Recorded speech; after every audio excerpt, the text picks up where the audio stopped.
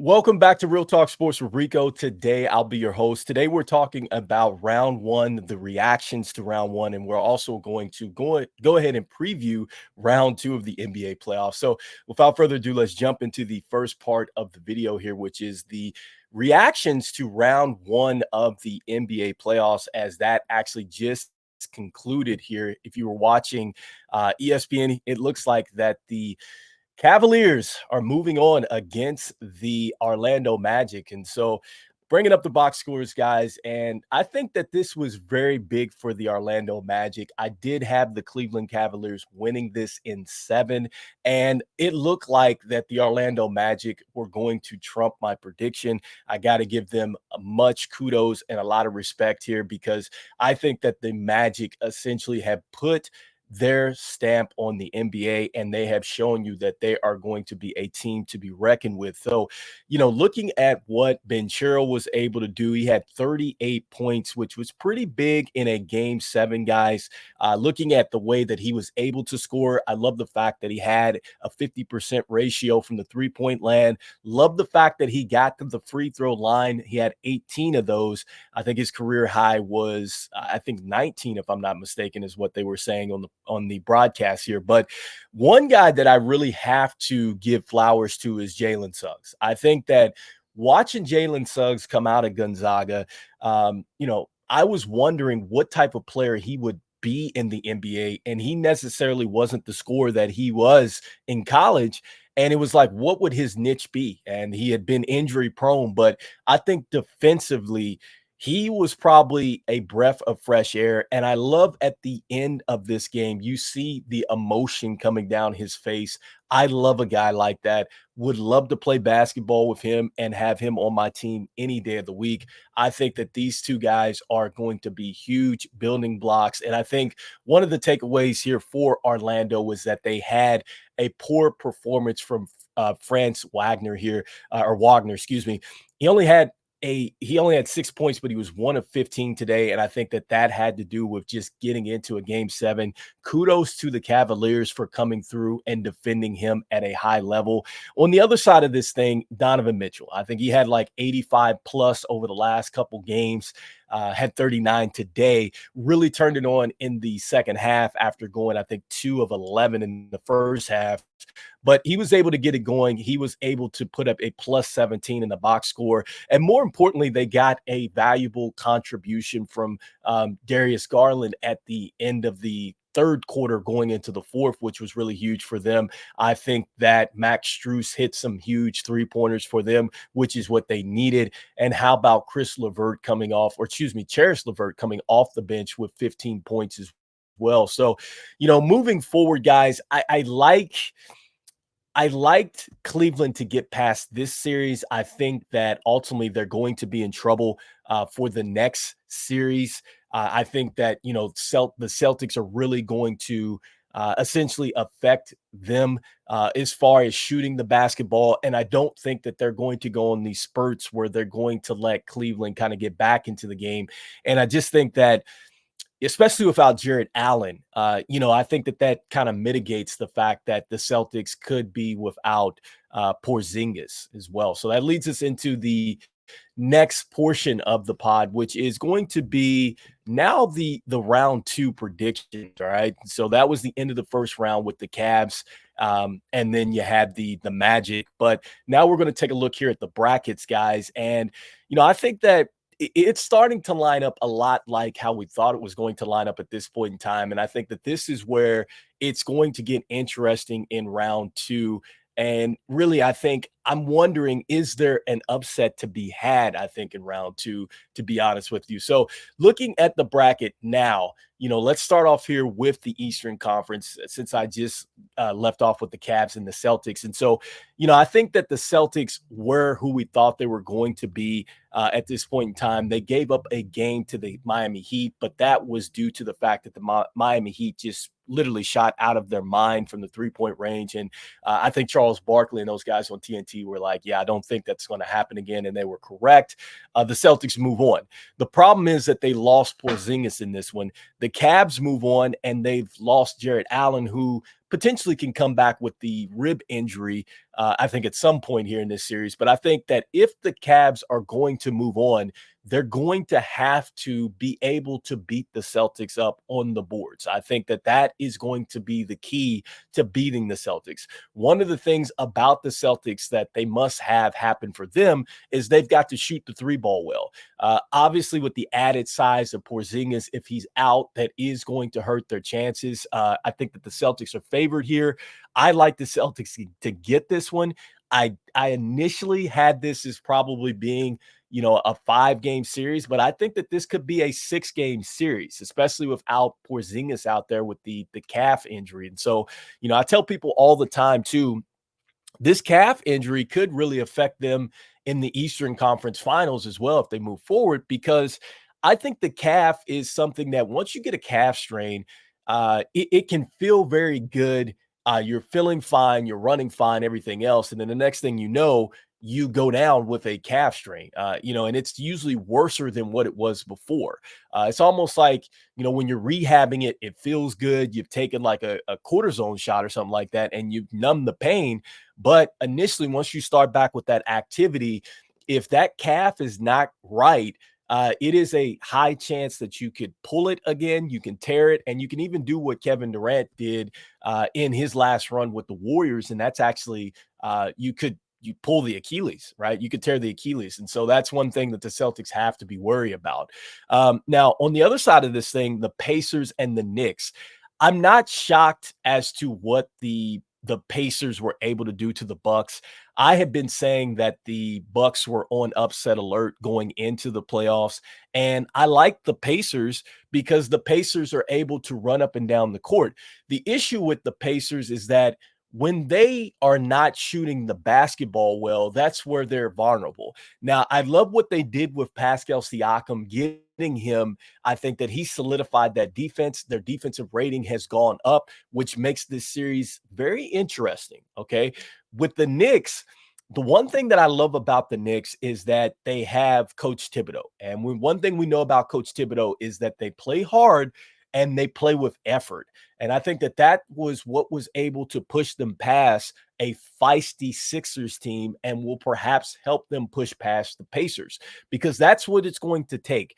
The Knicks are going to have to get muddy. They're going to have to get a bit dirty to get this game and pull it out of the mud, because the Pacers want to run. The best thing the Knicks can do to counter that is to punch the Pacers in the mouth and slow the game down, which is quite possible. You know what's going to happen with Jalen Brunson. You know he's going to bring that energy to the fight. You know he's going to be able to simply dribble the basketball, probe into the middle of the defense, and make decisions, which is going to make it easier for a guy like Isaiah Hartenstein to get buckets on rim runs. It's going to open it up for Mitchell Robertson as well. And I think that there is a real path for a guy like OG Anunoby to have a great series as well. I think that this is an intriguing story that you have OG and you have Pascal Siakam going against one another. Obviously, they've had a lot of competition between one another in in Toronto as teammates now. So, I think that that's a critical piece. I love what Devin Gento has been able to do, and Josh Hart and his resurgence. Love what they have with Deuce McBride coming off the bench here. And so I will say that this Knicks team is the deepest Knicks team that I have saw in quite some time. And I think it's one of the deepest teams that Tom Thibodeau has had. And that's including what he had with my Chicago Bulls when they had Derrick Rose at the MVP level. So I like the Knicks because of the fact that they have a little bit more depth than the Pacers. I think that that's going to play key for them. I'd expect for this bench for the Knicks to eat away at this series. Now, not to take away from the Pacers, but I just think that the inexperience, I think, of the bench is going to possibly hurt the Pacers. I don't think that the Knicks are going to let the Pacers off the hook when they're not missing shots. I think that the Knicks will be able to drum in on the Pacers, and I think that this is going to be a long series.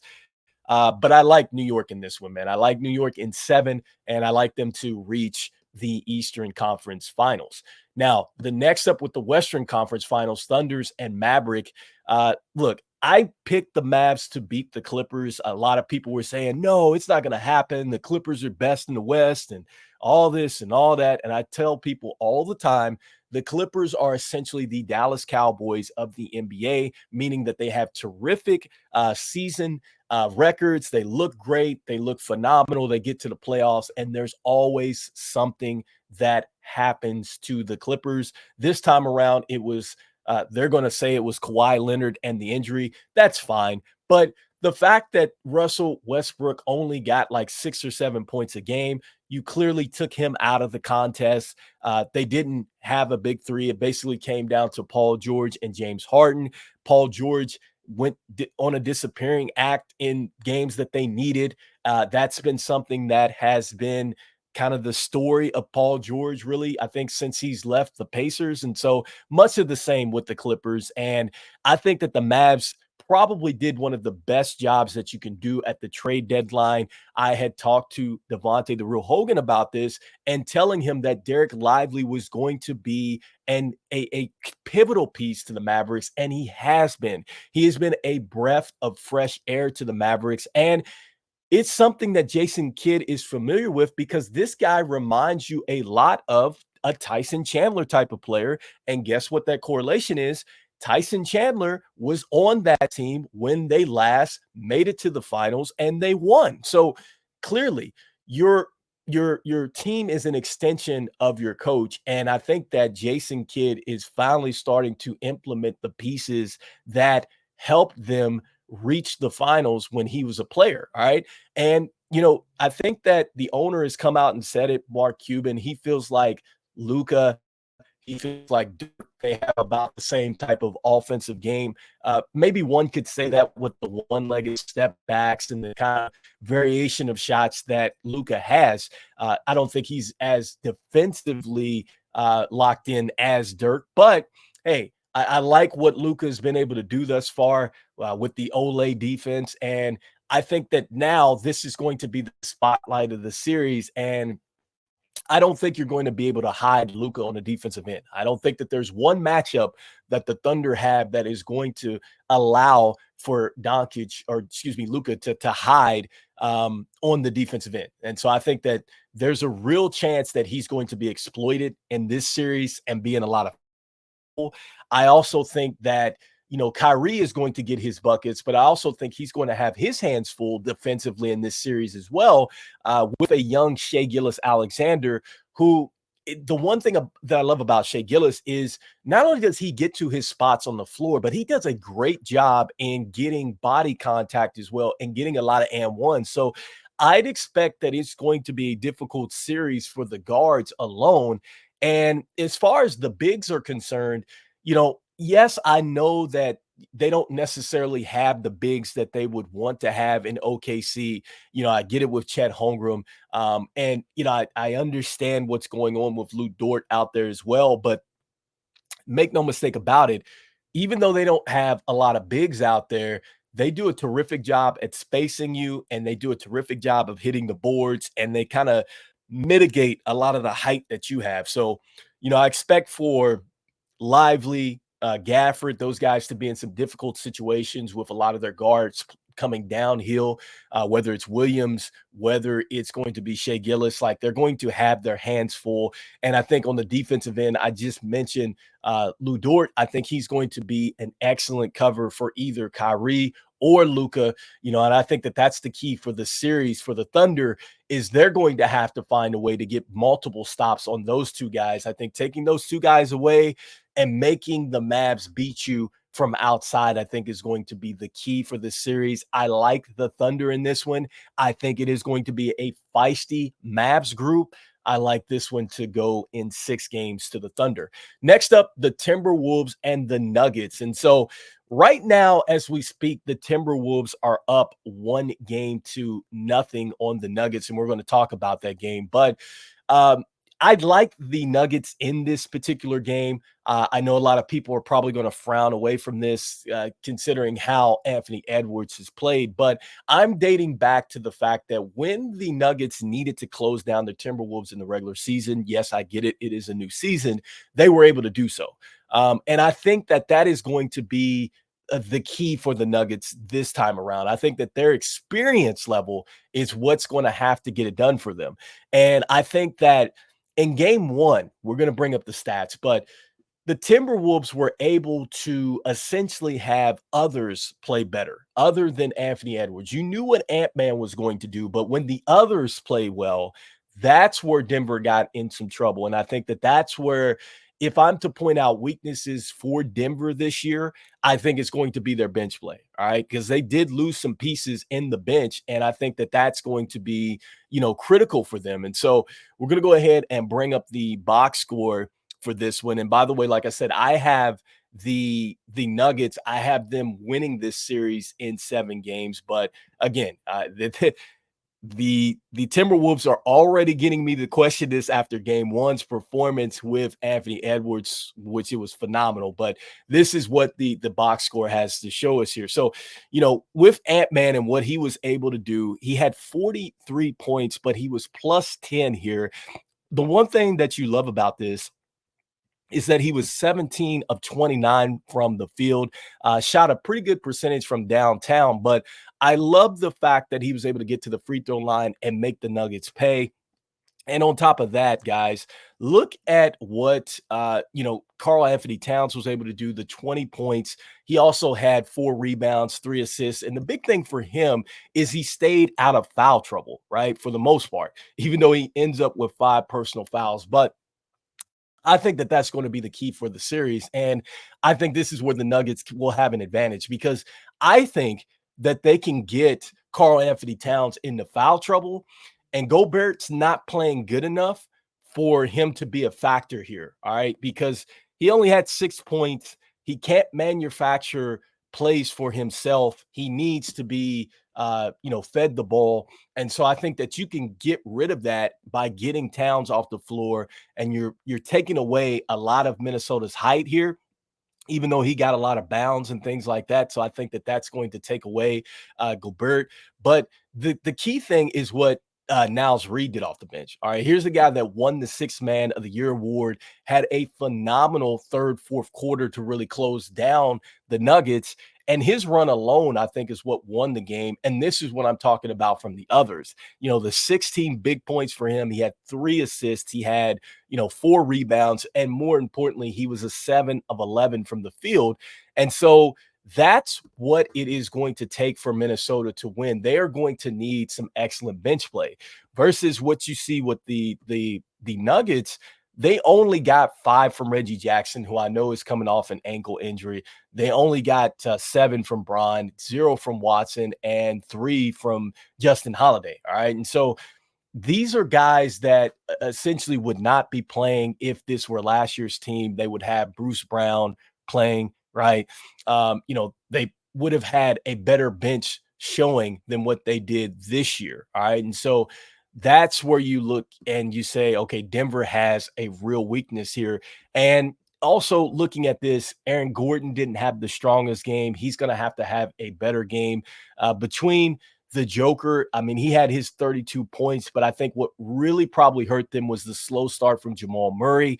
I'm not sure how bad that calf injury is, but he had a really terrible start to this game. He did close with 17 points and 4 assists, but those are mediocre numbers comparatively speaking to Jamal Murray. And so I think that he's critical for Denver in this series, because I was just talking about this. Nobody's been able to put pressure on Ant-Man on that other end.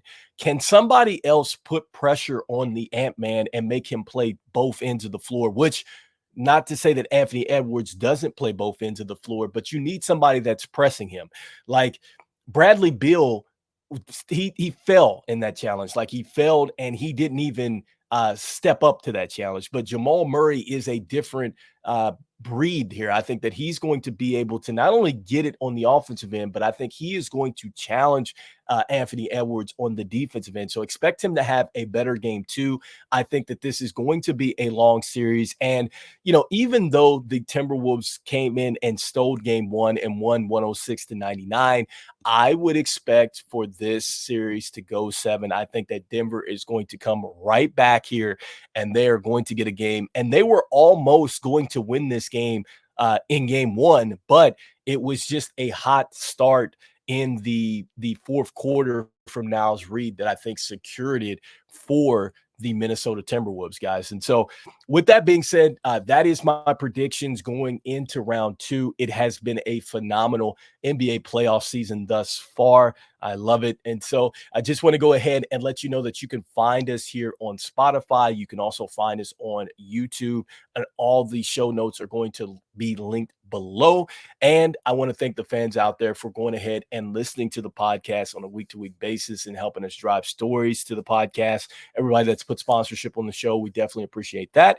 This is Real Talk Sports with Rico. I will see you guys on the next one. Enjoy the NBA playoffs, guys. Got some great shows coming up. I definitely want to talk to you guys about the NFL draft too. That is going to be a good one. So I'll see you guys on the next one. Peace, peace, peace.